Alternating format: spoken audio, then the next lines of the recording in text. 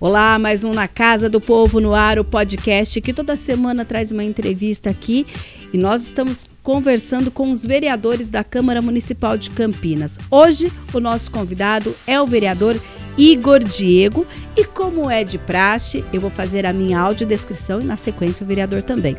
O meu nome é Mirna Abreu, eu sou uma mulher negra de pele clara, tenho os cabelos cacheados na altura dos ombros com mechas loiras. Hoje eu estou com um vestido jeans com meia manga, a gente chama assim, ao meu fundo, o estúdio do Na Casa do Povo, todo em preto, à minha esquerda uma TV com o logotipo do nosso podcast Na Casa do Povo em azul e branco.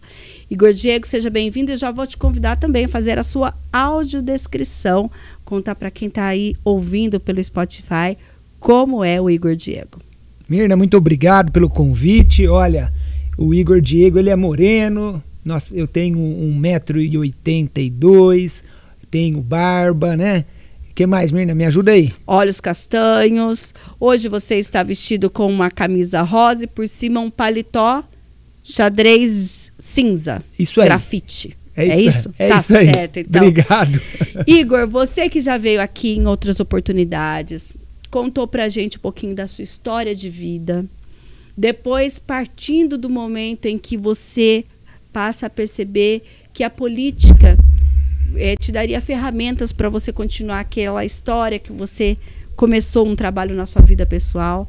Agora a gente vai falar de como é ser parlamentar, como é ser vereador. E Igor Diego chega aqui à Câmara como Igor do Campo Grande.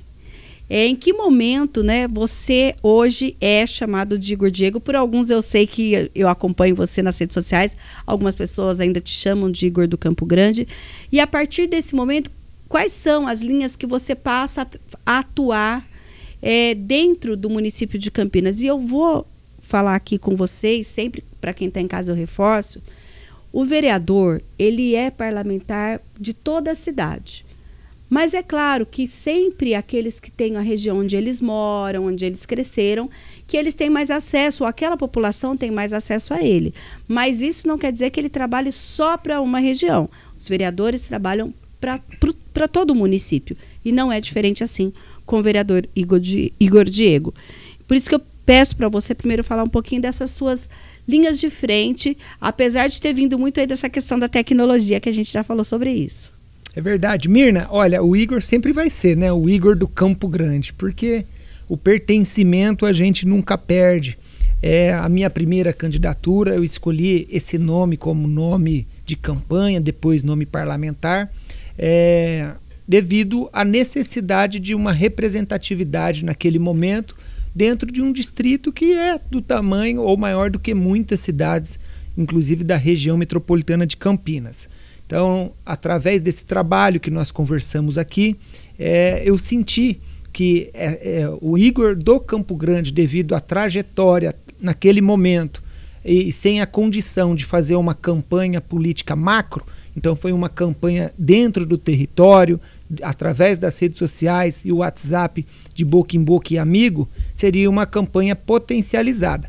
Quando nós chegamos ao mandato de vereador, já com as responsabilidades, algumas pessoas passaram a nos conhecer. Foi aí que eles começaram a chamar de Igor Diego.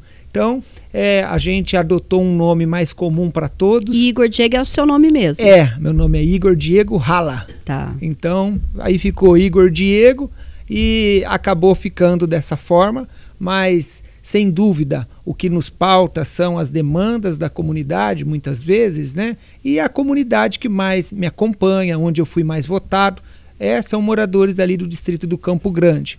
Então, obviamente, por mais que nós sejamos vereadores da cidade inteira, né? Mas sim, nós somos pautados pelas pessoas. E as pessoas que às vezes que mais nos procuram são aquelas base eleitoral que nós temos no município. Igor, você inclusive solicitou e hoje existe a Frente Parlamentar de Segurança Alimentar. E eu lembro, que, até pelas coberturas, que uma das suas primeiras ações foi inclusive lá na pandemia, aquela questão do cartão Nutrir. Você trabalhou bastante naquela questão. Depois, inclusive, da questão de ter um 13º, assim chamado, do cartão Nutrir. Hoje, quando você pensa em segurança alimentar, qual é a sua maior preocupação que você tanto que está trabalhando nessa frente? Verdade, Mirna. Então, a questão da segurança alimentar é uma questão de pertencimento. Antes mesmo de ser vereador, nós acompanhávamos esses benefícios, ajudando essas pessoas. Como eu disse, antes de entrar aqui na Câmara, nós tínhamos um trabalho de 12 anos junto da comunidade, fazendo um trabalho social. E nós procurávamos meios, seja o cartão Nutrir, outros benefícios estaduais e federais, como também ajuda de uma cadeira de roda, cama hospitalar, enfim, era o Igor ali do Campo Grande que ajudava sempre que podia, ou sabia quem tinha condição de ajudar aqueles que mais precisavam. Então a gente fazia isso. Agora, como vereador, a gente está fazendo essa frente parlamentar de segurança alimentar, porque depois da pandemia, 20 mil pessoas que recebiam o cartão Nutrir deixaram de receber. Hoje o número é de 8 mil. Porém, nós precisamos entender, já passaram 130 mil pessoas que receberam o cartão Nutrir, por exemplo. Mas como estão essas pessoas hoje? Elas pararam de receber, mas e aí? Essas pessoas que recebem o cartão Nutrir, eles não são atendidos pelo banco de alimentos diretamente, como, por exemplo, algum tipo de cesta, alguma coisa assim. É o cartão apenas, é isso? Hoje o cartão Nutrir, por mais que chama cartão, não é mais cartão, é o dinheiro em conta. Tá? Mudou também na decorrência do programa. É um benefício. Não é uma transferência de renda, né? Como, por exemplo, o Renda Campinas. Tá? Que nós temos também no município de Campinas, o Bolsa Família, que é o federal. Enfim, não é um benefício social, mas é como se fosse. Então, assim, como foi a pergunta, Mirna? Que o Nutrir e o banco de alimentos. Tá. Hoje não é impedido essa família de receber dentro de uma campanha específica, mas ela não é assistida dentro todo o tempo. Né? Às vezes tem uma necessidade emergencial, essas famílias podem também ser atendidas pelo banco de alimentos. Sim. Você também está à frente da comissão de estudos que atua nessa questão das novas escolas. Ela surgiu naquele momento em que estavam sendo construídas as unidades do Espaço do Amanhã, é isso ou não? Aquela comissão do Espaço do Amanhã, né, ela já se encerrou e agora a gente viu a necessidade de propor essa comissão aqui na casa. Por quê, Mirna? Com as experiências das 16 novas creches, nós aprendemos, acertamos, mas também assumo que cometemos alguns erros. E a ideia dessa comissão é que a gente possa escutar tanto o Conselho Tutelar, que conhece a demanda do território, né, que conhece os profissionais, porque obra boa é aquela que traz dignidade, de fato, na vida das pessoas. Então, assim, quando eu falei Igor, erraram, mas erraram no quê? Não foi na questão de projeto, nem na de construção, que ficou muito bonito, excelente. Só que, às vezes, na localidade, sabe, ouvir o território.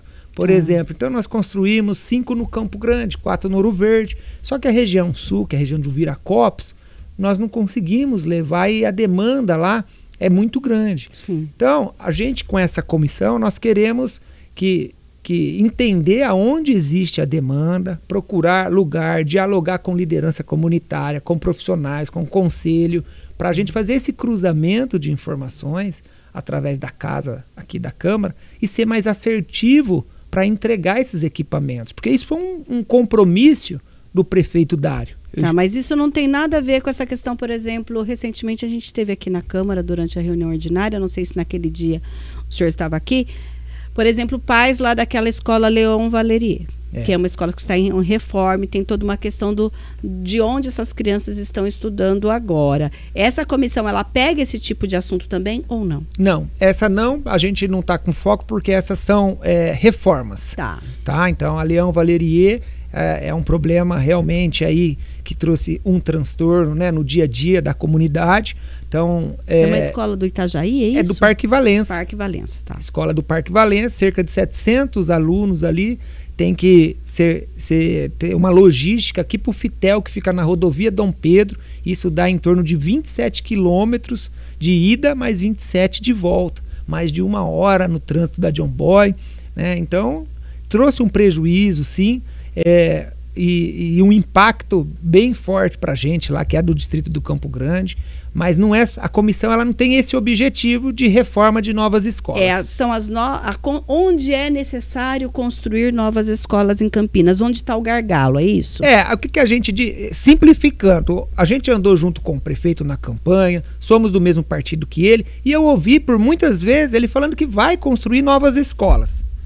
Só que agora eu estou me antecipando para mandar um relatório para o prefeito e falar: prefeito, quando o senhor for começar a cumprir com o seu compromisso, a Câmara Municipal preparou um relatório para você, para o senhor ser mais assertivo, né? Para que a gente entregue aonde precisa. Nós fizemos um estudo, nós temos um relatório aqui para que o senhor seja mais assertivo. Nós temos uma nave-mãe, um espaço do amanhã no Itajaí, que nós não conseguimos ainda preencher as vagas, porque do lado tem uma outra instituição de ensino. Sim. Então, para que a gente não cometa esse erro, e enquanto isso, pais e mães do Campo Belo estão tendo que colocar as crianças no ônibus também diariamente. Então, acho que dá para a gente tentar ser mais assertivo. E foi por isso que já houve essa escuta com os conselhos tutelares para entender essa demanda, vereador? Exatamente. Eu acho que quando a gente escuta, né, os agentes políticos, agente comunitário, os profissionais de cada área, primeiro, é uma questão de respeito para com eles, e segundo, eu acho que o diálogo, ainda que seja oposição, como veio também bastante representatividade da oposição na primeira reunião, e a gente escutou, porque uma oposição inteligente faz a gente ser mais assertivo. Então, essas experiências que agora, como você disse, com mais experiência, a gente volta para casa com mais responsabilidade, mas também sendo mais assertivo e errando menos enquanto um vereador do partido do governo. Vereador, outro dia o senhor inclusive usou a tribuna para falar sobre isso, e eu creio que foi justamente quando foi essa proposta de uma nova frente parlamentar, dessa vez para falar da atividade delegada em Campinas. Queria primeiro que o senhor lembrasse quem está em casa, o que é atividade delegada e por que o senhor acredita que é preciso que a Câmara esteja nesse assunto, trabalhando também para ajudar nessa questão, se caso houver e se é necessário que haja esse convênio entre município e governo do estado de São Paulo para essa atividade. A atividade delegada eu tomei conhecimento no meu primeiro mandato com o vereador que estava aqui com a gente, o vereador Major Jaime. Ele propôs essa lei na casa na época, e ali eu fui entender o que era. A atividade delegada, ela é um convênio entre o município e o estado, que o município, em ações emergenciais ou que ações necessárias, ele pode contratar os policiais militares, pagar uma hora extra para ele fazer uma ação específica dentro do município. Em um evento, em uma situação que haja necessidade de mais segurança, o município pode fazer essa contratação. Tá? E eu achei a ideia super pertinente, porque é uma das demandas que a gente é bastante cobrado, né? Tanto o executivo quanto o legislativo, nas pesquisas durante a campanha também aponta bastante segurança pública, né? A falta de sensação de segurança, como ajudar na segurança. E aí foi que eu encontrei na Câmara Municipal, através de uma comissão, porque o projeto do Major não foi aprovado. Sim. Não teve êxito à época, né? Sim. Agora, vereador, a gente está falando de segurança pública, e quando a gente vê essa questão, é uma questão bem delicada, né? Porque a gente tem já informalmente, né, vários policiais militares que fazem essa atividade. Por outro lado, a gente sabe que o exercício da profissão de policial, principalmente policial militar, é uma profissão que exige muito, né? De que forma que o senhor acredita que a gente pode pensar em um termo de garantir a segurança, garantir esse meio de ter uma renda extra, mas ao mesmo tempo também garantir a segurança desse trabalhador, que pode, às vezes, trabalhar um 12x36 e ainda tentar fazer um plantão nesse meio. Existe algum pensamento a respeito disso, alguma ideia, algum modelo já existente, por exemplo? Mirna, esse é um dos desafios a ser superados, porque a gente sempre esbarra na dotação orçamentária, né? Quem é que vai pagar? Sendo que a segurança é um dever do Estado e cada vez menos o município está ficando com recursos, tá enviando mais. Então eu tenho também questionamentos da Guarda Municipal, porque ele fala: Igor, nós vamos tirar dinheiro do Tesouro, nem a Guarda está fazendo hora extra para pôr o policial militar, que é um agente, né, de segurança, mas do Estado. Então nós temos esse questionamento. A solução para superar isso é que existem muitos deputados, quando eu vou a Brasília representando a Câmara, o interesse nosso, eu vou a Brasília, os deputados federais que são alinhados com a área da segurança, ou seja, eleito ali pela Polícia Militar, eles querem enviar recursos extras para o município. E eles enviam para São Paulo, né? Eles enviam para Jaguariúna, Indaiatuba. E lá já tem, então. Lá já tem o convênio formalizado. Tá. E é isso que eu estou tentando, e vou fazer a nossa primeira reunião, agora, esse mês, para explicar para a Guarda Municipal que a atividade delegada também entra o Guarda Municipal. Ou seja, hoje não ganha nem o policial militar, nem a Guarda Municipal, porque não tem dotação orçamentária. Mas o deputado que tem essa base eleitoral junto às forças de segurança, ele quer enviar recurso extra. E a gente, dentro dessa escuta de um projeto inteligente, vai fazer que metade da contratação seja os guardas municipais e metade seja a polícia militar. Mas isso ainda, por enquanto, é um pensamento que eu vou levar para a comissão, escutar o secretário, né, escutar o comando da polícia militar, para que a gente faça dessa forma. Em São Paulo é assim que funciona, por exemplo. E tem muitos policiais militares, como você disse, que saem de Campinas para ir fazer atividade delegada lá em São Paulo. Sim. Né? E agora, outro assunto sobre segurança, que eu acho que é a tecnologia. A gente tem que investir bastante em tecnologia, Mirna. Não dá... Mesmo com esse novo centro de tecnologia, que inclusive Campinas acaba tendo aí convênio com outros municípios da RMC para que tenha esse monitoramento, quando o senhor pensa nessa tecnologia, é exatamente o quê? Essa tecnologia de monitoramento, né, conhecida como muralha digital, é um passo importante, mas a gente precisa ainda ter o banco de dados do governo do estado liberado para o nosso município, para a gente pegar essas ocorrências, que quem realmente recebe essas ocorrências é a polícia militar, é o governo do estado.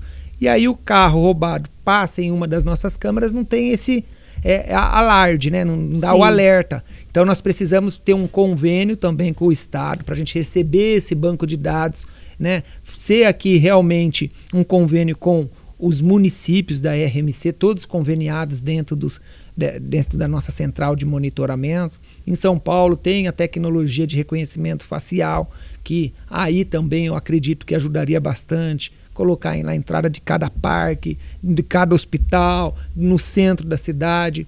O que hoje acontece? O bandido, ele rouba ali e ele anda sossegado no domingo no taquaral. Sim. Sabe? Ele vai lá como se nada tivesse acontecido. A gente precisa dificultar, dar a sensação que está moiado para ele. Não está fácil, não vai ter vida fácil aqui. Sim. Então acho que é essa sensação que a comunidade quer e eles pedem. Quando eu falo, Igor, o cara rouba ali, anda ali como se nada tivesse acontecido, tá passando com o carro lá, tá dando uma voltinha. Ou seja, se tivesse a câmera nesses lugares, principalmente de grande aglomeração, ele poderia ser pego, é isso? É isso aí. Ou ele poderia ser pego.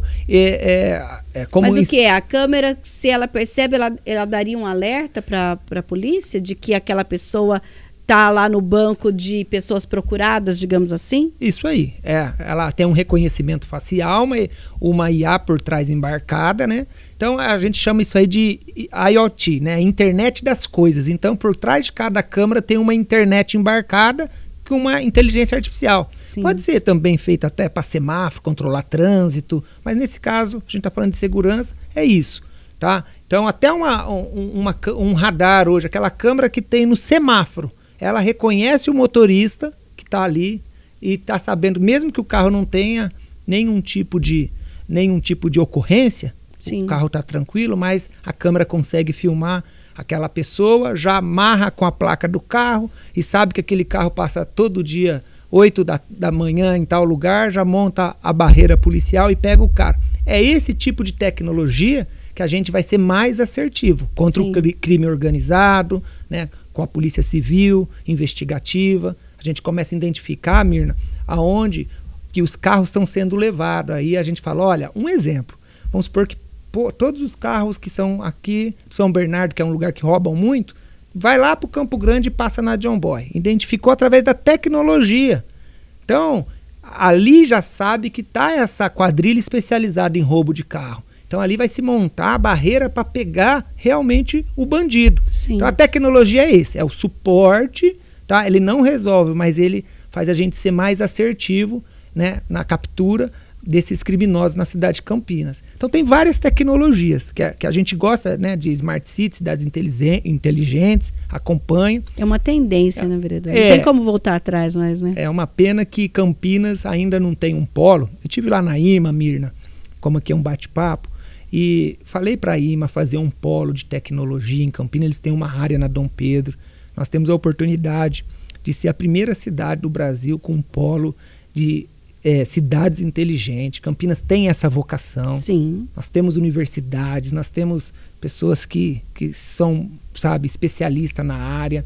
A gente tem essa área da IMA, nós temos a própria IMA que tem essa expertise para fazer isso. Imagina, desde a Sanasa, com um escritório de cidades inteligentes, para a gente reduzir perda, né? Hoje existem equipamentos que daria para substituir o próprio relógio de religue, a pessoa não ficar sofrendo na sexta-feira pedindo religue só ir na segunda, no domingo. Então tudo isso a tecnologia ajuda a vida do cidadão. Sim. Né? O transporte, a própria segurança pública, a saúde, fazer o cruzamento de dados, né, da saúde. Então assim, é infinito. Eu tive com o prefeito, sim, Dário, lá em Recife. Eu fui conhecer o Porto Digital.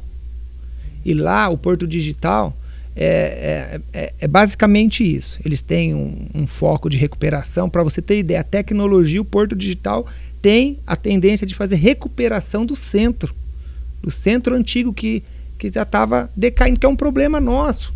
Então a tecnologia, como? Porque tem isenção de imposto para montar empresas nesses lugares, tem um ecossistema social, pegar pessoas de vulnerabilidade social e colocar dentro de uma faculdade ou curso técnico de tecnologia para fornecer essas empresas, essas startups. Sim. Então, a cultura, todo evento... todo um ecossistema. Um ecossistema. Então, lá é diferente por isso, porque lá é um ecossistema com pilares cultural, porque o Nordeste é muito forte, com pilares de recuperação do centro e tecnologia. Sim. Então, acho que Campinas... ainda não encontrei nenhum lugar do Brasil que tenha um polo de cidades inteligentes. A gente tem essa oportunidade e vamos tentar levar isso adiante para o futuro da nossa cidade, médio a longo prazo. Isso arrebenta, vai ser muito bom se a gente conseguir. A tecnologia a gente já tem, precisa viabilizar tudo isso, né, Igor? Ô Mirna, o que acontece? Se a gente vai na guarda, vamos falar na prática, tem a câmera. Igor, você está falando, não é novidade. Tá, tem. Mas a empresa que dá suporte é uma, aí a que põe a internet é a outra, aí quando queima uma câmera a empresa não tem a escada, não tem quem troca. Então a gente precisa centralizar a gestão. É isso que eu acho que falta para o município. Aí se você vai na Indec, já é outra empresa, que já é outra tecnologia, que já é outra fibra. E a cidade é a mesma. E a cidade é a mesma. Então a gente tem que pensar numa fibra, uma rede metro-ótica única, um lugar onde todo mundo ali pense a gestão como uma coisa só. É isso que o Porto Digital faz lá. É uma gestão com pilares compartilhados de conselhos, mas a gestão sai tudo de um lugar. Sim. Né? Então, eu acho que cada empresa da prefeitura faz a sua própria licitação, contrata a sua própria empresa. Uma coisa não se conversa com a outra. Sim. Né? Dentro de uma... Como se cada uma tem uma finalidade. Hoje é basicamente isso. Né? Exatamente. Então a guarda vai pôr lá a câmera. Ele não pode usar a rede da saúde, que está lá no centro de saúde, que é próximo, ou da escola, que é da educação, que é outra rede. Aí ele vai, contrata um chip da Vivo, ou pede a internet do vizinho. Se o vizinho tem a internet cortada, a câmera já não está operacionalizando direito. E é isso, na verdade, hoje em Campinas. Então, a proposta unificar dentro de um polo de cidades inteligentes, onde se pensa num todo. Peraí, qual é a rede do todo, quais são as empresas que vão poder fazer parte e colaborar, né, do setor privado como um todo, e ela fazer a contratação, ela fazer a gestão do todo, sabe? Pensar num todo, num cruzamento de dados reais, cruzar informações, né, de segurança alimentar, por exemplo. Quem que é esse aluno que tem a mãe lá que deu entrada? O que está acontecendo? Ele está na educação? Então a gente vai fazer o programa Sexta nas Férias, Sextas ao final de semana. Vamos contemplar esse aluno. Não abandonou esse sonho, né, Igor? Não abandonei, eu acho que eu lembro que você propôs, sempre você falou dessa importância de alimentar os alunos nas férias, né? A gente está aí de novo brigando com isso. A gente sabe que sempre esbarra na questão orçamentária, Mirna. Porque eu lembro que na época a gente teve uma questão que falava o seguinte: o alimento na educação é para o aluno enquanto ele está estudando. Isso. E que por isso não seria viável que fosse nas férias. Por outro lado, a gente tem crianças que só se alimentam quando vão para a escola. Exatamente isso. A gente conseguiu um avanço, Mirna, por exemplo, o óculos de grau na educação. Hoje a nossa educação está dando óculos para os alunos que precisam da rede municipal. Então foi uma proposta nossa que também na época era um sonho difícil. Aí foram ver o tamanho da demanda, não era tão grande, mas para um aluno é muito grande, né? Que agora já pode jovens e adultos também. Sim. Levamos para a FUMEC, passamos aqui na casa. Então são esses sonhos que faz parte da nossa característica. Nisso a tecnologia vem como um grande sonho, né? A tecnologia, eu vim da tecnologia, então acho que a tecnologia ela tem que estar em tudo. Sim. Né? Como eu disse, a análise de dados da nossa cidade, ela nos traz perfil que permite a gente ser mais assertivo com menos recurso. Então acho que aí porque a gente não vai ter uma receita maior se não aumentar imposto. Sim. Então, e que não é viável. Então a gente tem aí a tecnologia hoje para conseguir otimizar e nos ajudar nisso. Então, isso é que eu gosto. Recentemente também a gente teve um projeto de sua autoria com outros vereadores que trata da farmácia solidária. Eu queria que você falasse da importância também, quando vocês costuraram esse projeto, como que foi pensar nessas demandas? A costura aconteceu através do deputado federal Carlos Sampaio. Ele convidou a gente para ir lá na casa dele tomar um café. E então foi eu, o vereador Rodrigo da Farmadic, vereadora Débora e o vereador Eduardo Magoga. Por que ele escolheu assim nós 5? Porque representante de um de cada distrito. Que a ideia inicial dele era levar uma farmácia para cada distrito da cidade, uma farmácia dessa, tá? Então, nós apresentamos a ideia inicial, como foram feitas em outras cidades, só que a nossa vigilância sanitária aqui fez bastantes apontamentos preocupantes. Nós ouvimos, fizemos reunião com o prefeito, fizemos audiência pública, mesmo que não era necessário. A gente optou por fazer para conseguir apoio dos vereadores que tinham dúvidas, e o vereador Rodrigo da Farmadic encabeçou esse projeto como um farmacêutico. Ele tinha mais propriedade para entender, né, como que é as regras de montar uma farmácia, e ele encabeçou, eu encabeçava a parte mais de articulação política do governo. Então a gente se dividiu bastante e conseguimos a aprovação. Demorou também aqui a tramitação de um projeto, mudamos, atendemos, tivemos aprovação por unanimidade da casa, e agora é a hora de pensar como fazer isso na prática. Precisa de um decreto ou não? Já foi feito o decreto regulamentador. Tá? Mirna, explicando um pouquinho a importância desse projeto. Hoje, Campinas é um polo que mais produz medicamentos no Brasil. Então, nós estamos nessa região, nesse polo. São toneladas que são descartadas, né, e incineradas. E por que esse projeto ele é importante? Para o laboratório, esses remédios não são vencidos e não estão próximo da data de validade. É que, às vezes, ele não tem o tempo de chegar até a farmácia e ser vendido. Então, eles têm uma regra dentro da Anvisa que a validade tem que ser um período longo, né? Para cada medicamento um período, mas não é coisa curta. Então, ele não tem saída mais dentro dos armazéns logísticos. Então, direto do armazém para uma farmácia solidária, onde não vai ser vendido, a dispensação ela é rápida. Então, eu consigo fazer e absorver. E o interessante é que os próprios representantes dos armazéns, da logística, que nos procuraram também para ajudar a construir o projeto. Nós temos hoje, então, muitos remédios, e são remédios, não é aquele que dá no SUS, não. É remédio que não tem no SUS. Mas ele permite que pessoa física possa também fazer a doação? Por exemplo, eu tenho um familiar que estava fazendo um tratamento com um remédio caríssimo, etc. Esse familiar vem a falecer e eu ainda tenho alguns medicamentos. Eu posso fazer essa doação? Nesse caso não, Mirna. A gente tirou da lei, é dos pontos que a Anvisa não aceitou, sabe por quê? Porque a gente não consegue saber como ele foi armazenado nesse período. Então pode ser que deixou o remédio ali no sol, né, no vidro do carro, e tem remédio que não pode ficar exposto ao sol. Entendi. E aí vai dar um efeito... Ele perde a sua eficácia. Perde a eficácia. Então, a ideia inicial era essa, porque a gente tem lembra, farmácia comunitária é isso, um ajuda o outro, toma ali, dá aqui. Eu que sou da comunidade... Às vezes até em grupos de WhatsApp, a pessoa fala assim, olha...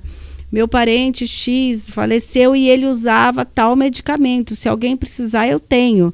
Né? Isso é comum, mas a gente não tem essa noção também que precisa ter todo esse cuidado do ponto de vista institucional quando a gente pensa numa farmácia solidária. Exatamente. Então a Anvisa proibiu. Hoje, para a farmácia solidária, ela tem que ter rastreabilidade do produto que está sendo recebido, como uma farmácia normal. Tá. Então, o fornecedor ali ele tem que entregar rastreabilidade, né, armazenamento e dispensação semelhante à de uma farmácia. Tudo igualzinho. Não pode, a gente não vai estar trabalhando inicialmente com esse tipo de doação espontânea da comunidade. Sim, e ele já está funcionando. Temos já farmácia? Em breve teremos. Ainda não temos, agora é outra luta. O vereador Eduardo Magoga, ele já passou semana passada lá na minha mesa, ali na sessão, pedindo para que a gente assinasse em conjunto. Ele teve essa ideia, acredito que partiu dele, que para fazer ali no Palácio da Cidade, o antigo, que agora... que já foi anunciado que vão ter várias repartições públicas do município lá. Isso. E a farmácia seria uma delas. Ele teve essa ideia, trouxe para mim assinar em conjunto, por mais que sou um coautor ali do pedido, mas ele que propôs para mim assinarmos. Nesse caso é uma indicação, é isso? É uma indicação. Tá, para a gente fazer ali. Onde que eu acho que vai dar muito certo, Mirna? Isso aí, dentro das universidades. Por quê? Quando a gente aprovou o projeto, as universidades nos procuraram. Falaram, olha, dentro do curso de farmácia eu sou obrigado a ter um estágio obrigatório. E eu não estou conseguindo porque eu não tenho... como pôr todos os meus alunos nos estágios. Sim. Se eu monto a farmácia dentro da universidade, meu coordenador do curso vira o farmacêutico responsável, vocês me mandam um remédio, os próprios estagiários, né, e os alunos ali fazem o estágio obrigatório. Então, eles têm todo o interesse de levar... Mas o prefeito já sabe dessa ideia? O prefeito sabe dessa ideia, que o prefeito sabe de muita ideia. Aí a gente tem que... A gente tem que achar um momentinho para... Prefeito, lembra a ideia? Vamos fazer. Vamos fazer. Falando nisso, você é do mesmo partido do prefeito e do mesmo partido do governador. Como que é essa questão de articular junto ao município e muitas vezes algumas demandas junto ao Estado, prevendo essa questão de melhoria para a população de Campinas? Eu lembro que teve a questão também da carreta lá no Ouro Verde. No Ouro Verde não, no Campo Grande, desculpe. E como que é isso para você? Olha, foi um momento importante. Logo que eu comecei, escolhi vir ali junto no mesmo partido que o prefeito Dário. Né? Na época ele tinha 2% de chance, mas conseguiu sair vitorioso, eu também. E em seguida também veio o governador Tarcísio, né? Eles brincavam, a oposição, que ele caiu de paraquedas, e quando ele caiu, a gente que recebeu ele aqui, levou logo na periferia para entender as demandas e ele quis isso. Então, a construção, tem um ditado que fala que você é amigo do rei porque você é rei também, ou você é amigo do rei porque você é amigo dele antes dele ser rei. E nesse caso, eu sou do partido, mas sou amigo deles porque a gente se conheceu antes de conseguir estarmos hoje nos mandatos. Tá? Isso é muito bom. Por exemplo, domingo agora eu estava falando com o governador sobre a pavimentação do Jardim Lisa, que nós estivemos lá. Ele me pergunta como está indo a obra da Praça da Cidadania, que vai ser feita lá no Parque Itajaí, de algumas outras demandas do município, principalmente sociais. Ele me pede esse feedback, né? Pede para como que está Campinas, e junto com o prefeito a gente tenta usar toda essa oportunidade, né, que o povo me deu e a aproximação deles para conseguir entrega real. Tá? Então a gente evita de ficar muito na polarização, que não tem como não ficar mais... a gente evita o máximo. Né? O meu perfil, quem me conhece sabe que o meu trabalho ele tem foco em entrega real, né? Porque é um propósito. Eu vim para a política para tentar potencializar aquilo que eu já fazia. Você já contou isso, inclusive você pode conferir lá no youtube.com/TV Câmara Campinas podcast com Igor Diego. A gente já tem 2 episódios que o vereador participou e ele conta essa parte. É verdade. Então a gente fez isso. Agora o governador pediu para que eu coordenasse o Partido Republicanos na região metropolitana de Campinas. Ele me deu 10 cidades, não todas, dividiu. E essas 10 ele pediu que eu coordenasse junto com o nosso presidente Marcos Pereira, que também é deputado federal. Eles me deram essa missão. O Dário virou o presidente da região metropolitana e eu coordenador do partido, com o objetivo de levar... É diferente de ser presidente do partido em Campinas. Totalmente diferente. O coordenador ele está acima do presidente. Então ele que monta os presidentes e as chapas nessas cidades. Porque a gente tem eleições o ano que vem. Eleições... Que daí o coordenador vai trabalhar essa questão nessas cidades, é isso? Mas assim, a eleição partidária, ela não necessariamente é ano que vem. Ano que vem são eleições, né, majoritárias. Então, mas o coordenador regional, por exemplo, você não vai ver um potencial candidato a deputado do seu partido que possa sair dessas cidades? Isso. Ou possa apoiar o projeto, como é uma eleição estadual, ou que possa apoiar o projeto daquela região. Entendi. Então, um exemplo, aquela região ela tem capacidade de dar tantos 1000 votos. Compreendo. Entendeu? Então, quantos 1000 votos vai para a nossa gremiação?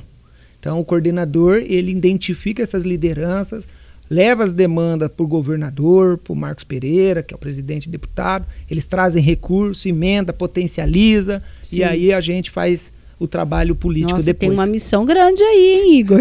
Graças a Deus. Olha, do Campo Grande para a região grande, né? Digamos assim. Foi isso mesmo. Então, essa aproximação, ela traz mais influência. O que eu vejo de bom na missão, Mirna, é que quanto mais missão eles estão acreditando no nosso trabalho, mais a capacidade também de pedir, né? Mais próximo eu tô de quem está no mandato, de quem tem capacidade de trazer recurso. E aí a gente aproveita e consegue trazer e consegue atender algumas demandas históricas da cidade. Sim. Você falou, inclusive, de 2 questões, de a indicação como agoga para a questão da farmácia solidária. Mencionou que, inclusive, tem essa interface com o governador de algumas ações que acontecem lá no Campo Grande por meio também de suas indicações. Queria que você falasse um pouquinho, então, como que você tem utilizado indicação, requerimento e, claro, as emendas impositivas. Então a Câmara Municipal ela tem várias ferramentas, assim, digamos assim, é uma caixa de ferramenta. Você aprender como usar cada uma demora um pouquinho, quase ninguém ensina. Como eu fui assessor aqui da casa, também contamos no primeiro episódio aqui do podcast, eu aprendi assessorando. Então isso me ajudou muito, né, no primeiro mandato. Então, os requerimentos, Mirna, a gente usa quando a gente precisa se embasar para a criação de um projeto ou de uma ação maior. Então, a gente precisa de documentos oficiais da prefeitura, informações por informações. Graças a esse trânsito que a gente tem na prefeitura, eu vou lá, sou atendido com o secretário. Pergunta, acabou. E eu já fico sabendo e consigo responder. Mas quando a gente precisa, por exemplo, preciso de um estudo referente a essa demanda, porque vai embasar um projeto, se eu devo seguir por ali ou não. Então, o requerimento a gente usa mais para essa finalidade de fiscalização, mas também de embasamento. Já as emendas impositivas, né, que nós criamos aqui na casa, ela tem sido uma ferramenta que está potencializando, né, bastante o mandato dos vereadores aqui da casa, porque ele consegue atender diretamente agora o cidadão. Então ele faz chegar uma necessidade naquela esquina, naquela rua, seja cultural, seja de serviços públicos, seja de lazer, de esporte, consegue atender as associações do terceiro setor, que está lá na comunidade, que pede para o vereador. Então a emenda ela tem sido utilizada para isso, para ajudar a comunidade e potencializar, dar uma força, não resolve, mas dá aquela respirada, aquela força para essa galera da comunidade ali que tem o dom, tem capacidade, potencialidade, mas faltava uma ajuda financeira e não consegue às vezes recursos via edital. E olha, a gente já está chegando aí prestes a receber o orçamento, votá-lo, e novembro provavelmente já tem emenda impositiva. Já tem alguns grupos, instituições, comunidade organizada, espaços culturais, tudo mais, já procurando o vereador. Me coloca nessa emenda impositiva, porque meu trabalho é assim. Já tem essa movimentação? Tem sim, inclusive os coordenadores de centro de saúde, né, estão pedindo. Por exemplo, eu fui no centro de saúde de Itajaí, lá nós temos 2 dentistas, 2 equipamentos, só que só um pode trabalhar, uma sala assim como essa.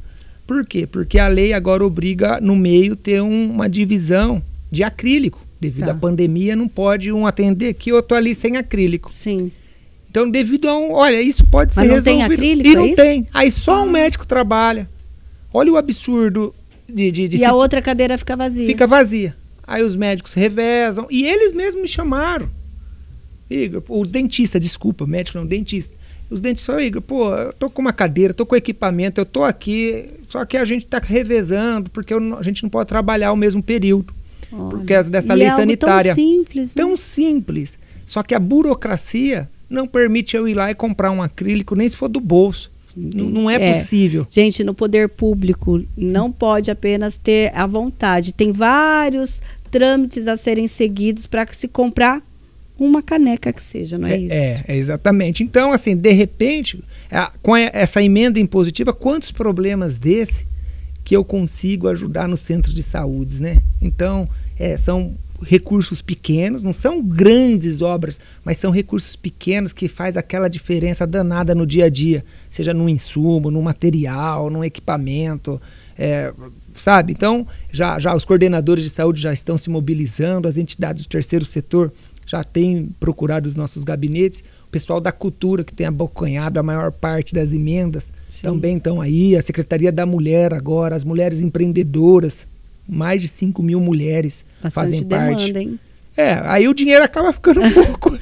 O cobertor curto, né? Mas é bastante, dá para ajudar um pouquinho todo mundo. Tá certo, então, Igor. Muito obrigada e até uma próxima. Mirna, muito obrigado, viu? É sempre uma honra, um prazer enorme participar com você aqui do programa. Conta sempre comigo para poder prestar contas aqui e bater um papo. Tá certo, então.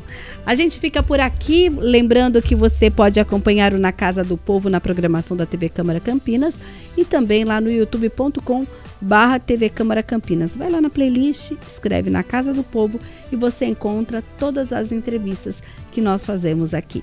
Até um próximo podcast Na Casa do Povo.